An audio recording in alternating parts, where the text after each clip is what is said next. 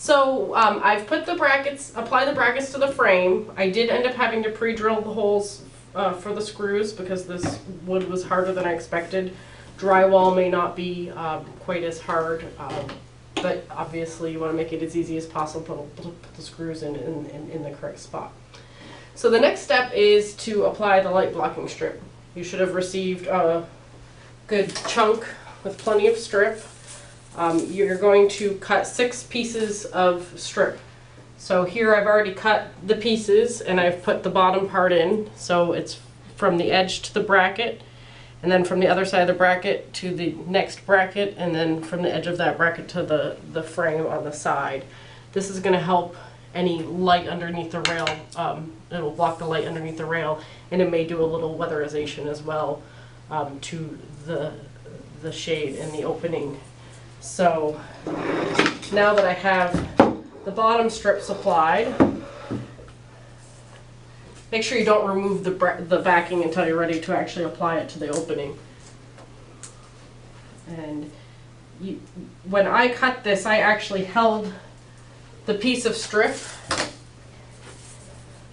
to the opening and cut it like this. Since you're going to be on a ladder near the ceiling, you may want to measure those spaces and then cut it that way, so that you can be doing it confidently. So basically you're going to remove the backing from the strip, which is a talent all its own. And you're going to apply it fairly close to the front of the bracket. And I'm going to do both sides.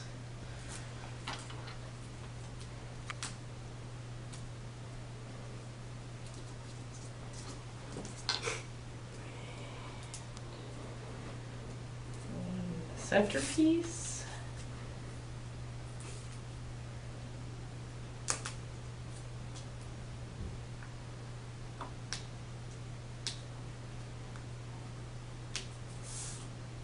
And there we go. So our light blocking strip is now in. The next portion of our installation is going to be using the lubricant or grease.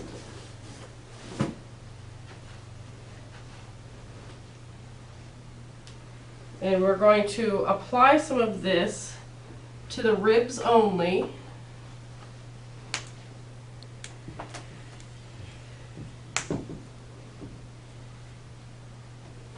And the other side.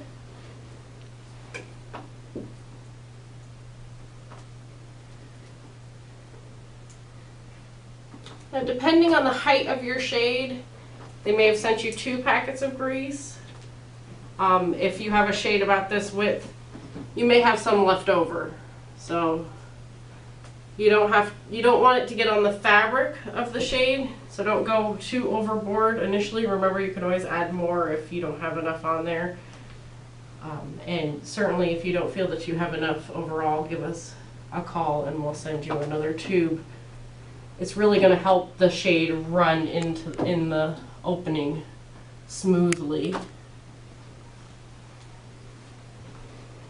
And that's it for right now for the grease. Alright, for the next step, we're going to be putting the guide plugs into the retainer track. What we did before was we put some grease in the groove of the retainer track. Now our instructions is telling us to just put some in on the guide plugs to help them ride smooth as well. Just be careful not to get any of this on the fabric. Alright, so you should unwrap your shade. Do not cut any strings when you're unwrapping it.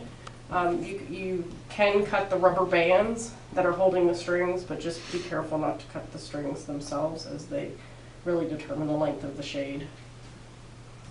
So we are now going to put the retainer tracks the guide plugs into the retainer tracks. Now, the back portion of the guide plug is what is going to fit into the retainer track. And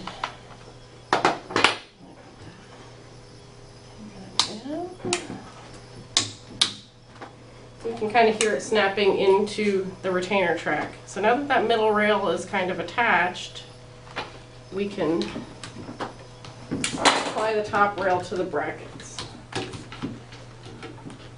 You're going to slide the front of the rail into the front of the bracket.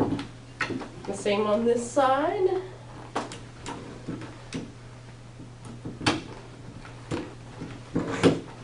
And then once the spring-loaded front is pushed in, the back should snap onto the back.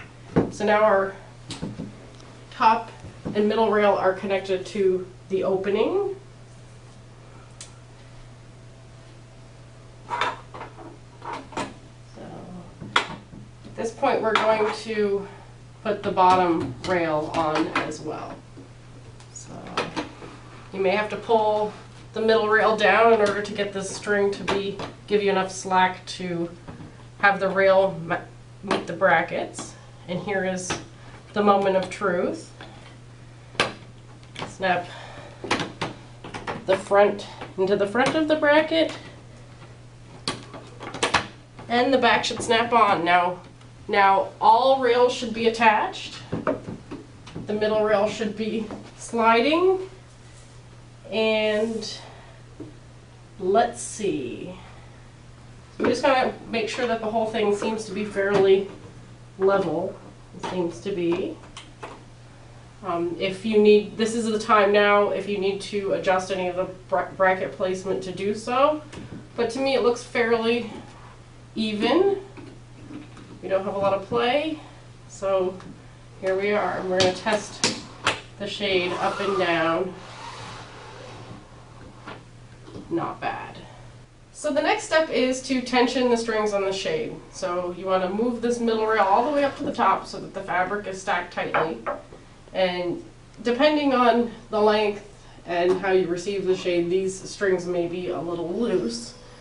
These tensioning bolts down here is how you control this string. So with this stacked all the way to the top, we're just going to turn these with the flathead screwdriver, turn these bolts clockwise to tighten,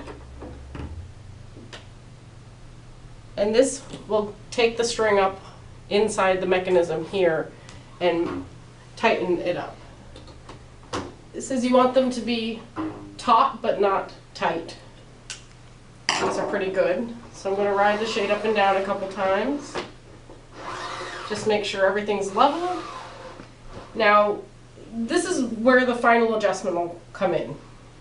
You may find that if these strings are not tightened evenly, that your rail on the bottom, the two rails, will not meet together properly. So there may be a gap here or here.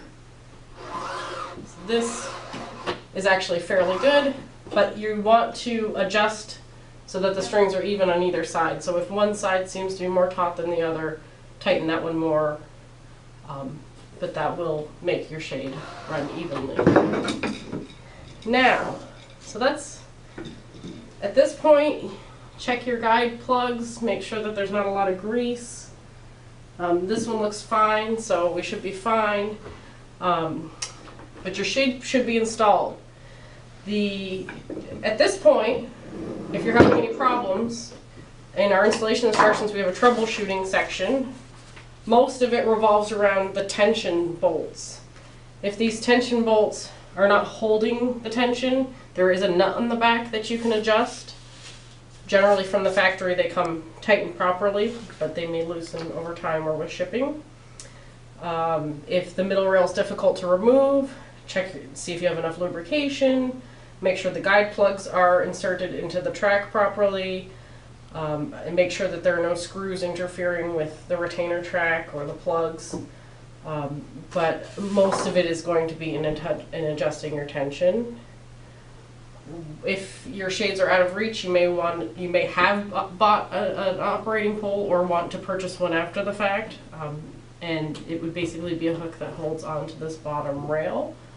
And otherwise, if there's any light gaps that you want to bridge, you may want to do some caulking, or there may be some leftover foam strip that you can tuck in behind. But that's about it.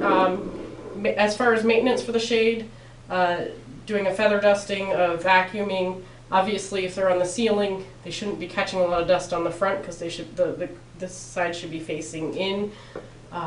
But at this point, your shade should last for years to come and enjoy.